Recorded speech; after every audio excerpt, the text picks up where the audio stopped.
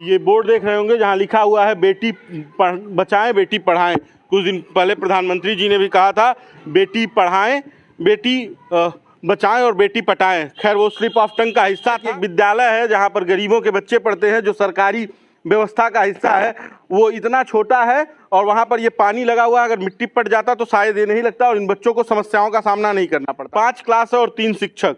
अब आप बताइए कि कैसे काम चलेगा। स्कूल चलने लगेगा तो उन नेताओं के अपने विद्यालय बंद हो जाएंगे जो करोड़ों रुपए के भ्रष्टाचार के इन्वेस्टमेंट पे चालू हैं। अगर वो विद्यालय बंद हो जाएंगे तो 5 साल बाद नेताओं का क्या होगा, एक बड़ा सवाल है। इसलिए नेता चिंतित हैं और उस चिंता की वजह यह है कि इस तरह के प्राथमिक विद्यालयों को खत्म कर दिया। अच्छा, मिड डे मील की क्या स्थिति है? जो बच्चे खाने के लिए आते हैं, मान लीजिए पढ़ने तो नहीं आते होंगे, यहाँ पे क्या बनता है? खिचड़ी बनता है, फल फूल मिलता ही नहीं है, दूध लिखा हुआ वो भी नहीं मिलता है। ये 2 घंटे की बारिश में इस विद्यालय की बनी स्थिति है।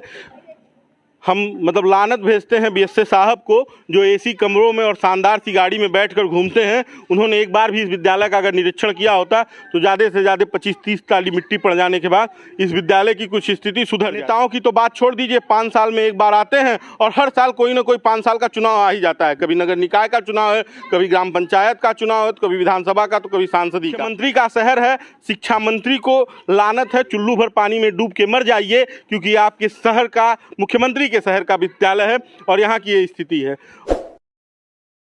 नमस्ते, बेधड़क खबर देख रहे हैं आप, मैं हूँ आपके साथ शशांक।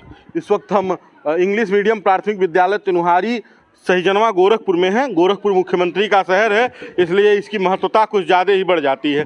आप एक ये बोर्ड देख रहे होंगे जहाँ लिखा हुआ है बेटी बचाएं बेटी पढ़ाएं। कुछ दिन पहले प्रधानमंत्री जी ने भी कहा था बेटी पढ़ाएं बेटी बचाएं और बेटी पटाएं। खैर वो स्लिप ऑफ टंग का हिस्सा था जो माना नहीं जाएगा। उनके कहने का मतलब पढ़ाएं ही था। लेकिन जिस 17 एकड़ के आवास में तकरीबन प्रधानमंत्री रहते हैं, 10 से 12 एकड़ के आवास में उत्तर प्रदेश के मुख्यमंत्री रहते हैं, 1.5 एकड़ के आवास में विधायक रहते हैं, उससे कई गुना ज़्यादा ज़मीन में मंत्री जी रहते हैं जो शिक्षा मंत्री हैं। उनको ये नहीं नज़र आता है कि एक विद्यालय है जहाँ पर गरीबों के बच्चे पढ़ते हैं, जो सरकारी व्यवस्था का हिस्सा है। वो इतना छोटा है और वहाँ पर ये पानी लगा हुआ है, अगर मिट्टी पड़ जाता तो शायद ये नहीं लगता और इन बच्चों को समस्याओं का सामना नहीं करना पड़ता। 5 क्लास है और 3 शिक्षक। अब आप बताइए कि कैसे काम चलेगा। अब मंत्रालय बंटना, इसलिए 27, 28, 29, 40, 42 मंत्री हो जाएंगे। विधायक जी लोगों को मनाना, नहीं तो सरकार गिर जाएगी। ये सारा कुछ संभालने में सरकारें परेशान हैं, तो विद्यालयों की चिंता कौन करे। लेकिन ये बेशर्म व्यवस्था जो है ये सुधरने का नाम नहीं लेगी।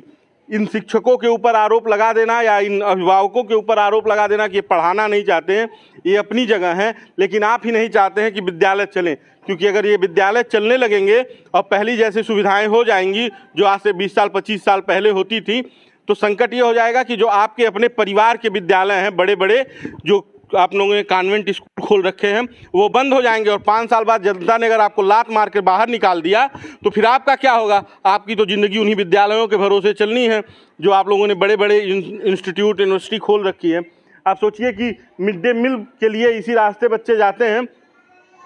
शिक्षक से बात कर लेना एक अलग विषय होगा, लेकिन छात्रों से भी बात कर लेना एक अलग विषय होगा। लेकिन उससे पहले ये कि विद्यालय तो हो, ये तकरीबन सड़क से 3 फीट नीचे विद्यालय हो और ये 1 घंटे 1.5 घंटे की बारिश का नतीजा है। 1.5 घंटे की बारिश में यहाँ पे इतना पानी लग गया है। अगर 2-3 दिन बारिश हो जाती तो इसकी कहानी कुछ दूसरी ही हो जाती। आप पानी की व्यवस्था देख सकते हैं, स्वच्छ भारत का भी बोर्ड लगा हुआ है, लेकिन ये स्वच्छता है यहाँ पर। और ये नगर पंचायत का हिस्सा है, नगर निगम का हिस्सा है, ये नगरीय क्षेत्र है और वहाँ पे स्वच्छता की स्थिति है।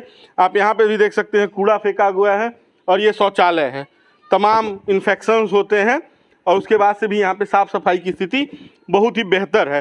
पानी लगा हुआ है और कोई सुनने वाला नहीं है।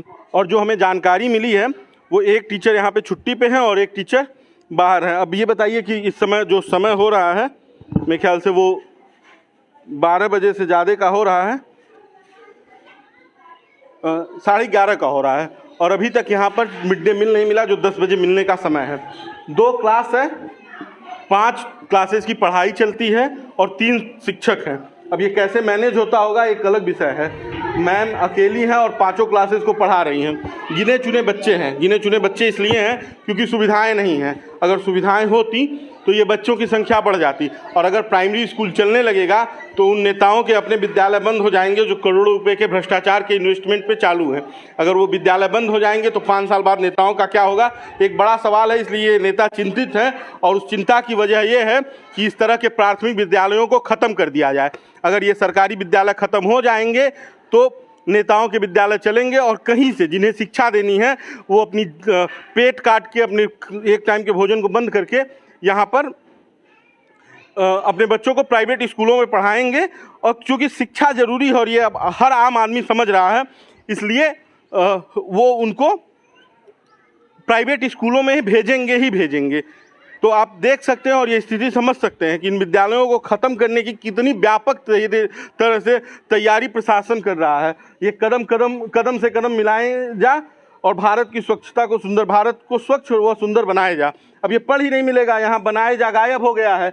चूँकि ये सरकारी व्यवस्था है, ये किसी नेता का बैनर पोस्टर रहता तो इतने जानदार पेंट से लिखा गया होता कि वो 5 साल नहीं मिलता। निर्वाचन आयोग जो है ना, उस पर कालिख पोतता रह जाता, लेकिन वो हटता नहीं, सिंबल दिखता रहता, नेताजी का नाम दिखता रहता।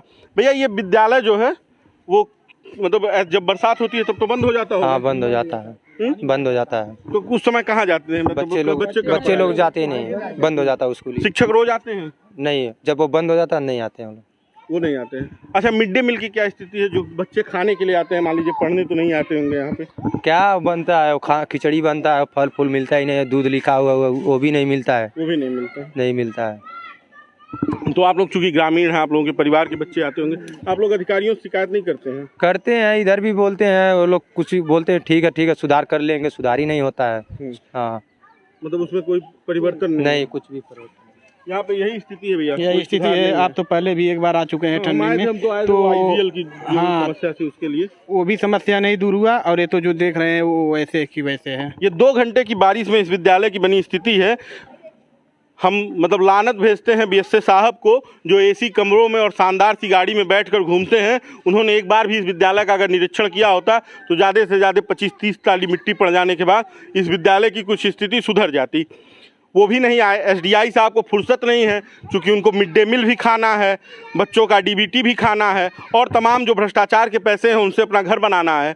वो भी इधर नहीं झांकने आएंगे तो इसे बनवाना पड़ेगा और जनता पूछेगी। नेताओं की तो बात छोड़ दीजिए, 5 साल में एक बार आते हैं और हर साल कोई ना कोई 5 साल का चुनाव आ ही जाता है। कभी नगर निकाय का चुनाव है, कभी ग्राम पंचायत का चुनाव है, तो कभी विधानसभा का, तो कभी सांसदी का।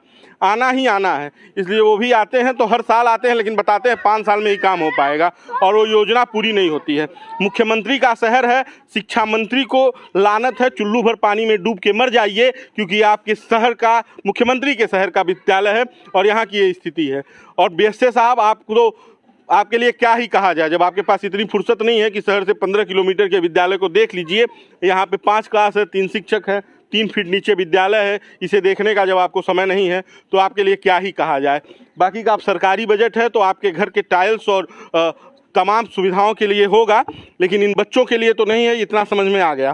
प्राथमिक विद्यालय और शिक्षा व्यवस्था को बढ़ाने की बात की जा रही है, बच्चों को पढ़ाने की बात की जा रही है, लेकिन उम्मीद है कि सरकार इस पर कभी कोई ध्यान नहीं देगी, इन नारों में ही रहेगा। बाकी का बेधड़क खबर देखते रहिए। अगर वीडियो अच्छा लगे तो शेयर कीजिए। धन्यवाद।